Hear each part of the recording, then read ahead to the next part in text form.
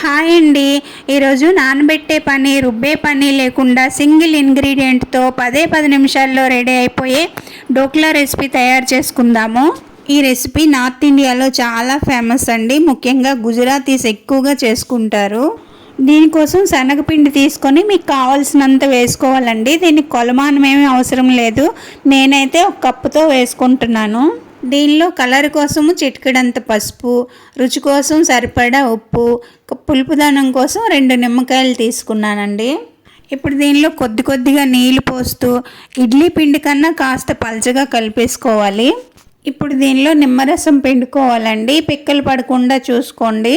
ఈ నిమ్మరసం కలిసేటట్టుగా చక్కగా కలిపేసుకొని మూత పెట్టి ఒక 10 నిమిషాల పాటు పక్కన పెట్టుకోండి. ఇప్పుడు కడాయి పొయ్యి మీద పెట్టుకొని దానిలో 2 గ్లాసులు నీళ్ళు పోసుకొని ఒక స్టాండ్ కానీ ఒక బౌల్ కానీ పెట్టుకొని మూత పెట్టి స్టవ్ ఆన్ చేసుకోవాలి. ఇప్పుడు ఇలాంటి ఒక స్టీల్ ప్లేట్ కానీ లేదా అల్యూమినియం పాత్ర కానీ తీసుకొని ఆయిల్ రాసి గ్రీస్ చేసుకోవాలి. ఇందాక మనం కలిపి పెట్టుకున్న శనగపిండి మిశ్రమంలో కొద్దిగా వంట సోడా, ఒక 2 స్పూన్లు వంట నూనె వేసుకొని కొద్దిగా ఇలా నురగలా వచ్చే వరకు కలిపేసుకొని ఆయిల్ రాసి పెట్టుకున్న పాత్రలోకి పోసుకోవాలి. ఇప్పుడు పొయ్యి మీద మరుగుతున్న నీటి మీద పెట్టుకోవాలండి. నీళ్ళు బాగా బాయిల్ అవ్వాల్సిన అవసరం ఏమీ లేదు, వేడెక్కితే సరిపోతుంది. ఇప్పుడు దీని మీద మూత పెట్టి స్టవ్ మీడియం ఫ్లేమ్లో ఉంచి కరెక్ట్గా 10 నిమిషాలు ఉడికిస్తే సరిపోతుందండి. ఇలా నైఫ్కి అంటకపోతే ఉడికిపోయినట్టండి. పైగా ఈ చుట్టూ వదిలేస్తుంది కదా, మనకు అర్థమైపోతుంది ఉడికిపోయినట్టుగా. ఇప్పుడు ఇది 2 నిమిషాలు చల్లారిన తర్వాత నైఫ్తో చుట్టూ కదిపేసి వేరే ప్లేట్లోనికి షిఫ్ట్ చేసుకోవాలి. దీన్ని మనం ఇప్పుడు పీసులుగా కట్ చేసుకోవాలి. డైమండ్ షేప్లో కానీ రెక్టాంగిల్ షేప్లో మనకి ఏ విధంగా నచ్చితే ఆ విధంగా కట్ చేసుకోవాలి.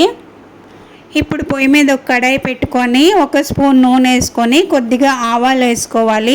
ఇందులో జీలకర్ర, పచ్చిమిరపకాయలు, కరివేపాకు వేసుకొని వేగిన తర్వాత ఇప్పుడు ఒక బౌల్లో 1 స్పూన్ పంచదార వేసుకొని ఒక హాఫ్ గ్లాస్ వాటర్ పోసుకొని శుభ్రంగా కలిపేసి ఈ పోపులో వేసుకోవాలి. ఈ వాటర్తో సహా ఈ పోపుని డోక్లా మీద వేసుకోవాలండి. ఇలా పంచదారని వేయడం వల్ల డోక్లా సాఫ్ట్గా వస్తుంది, టేస్ట్ కూడా బాగుంటుంది. వాటర్ ఇంతే వేయాలని ఏమీ లేదండి, కొంచెం ఎక్కువైనా ఏం పర్వాలేదు.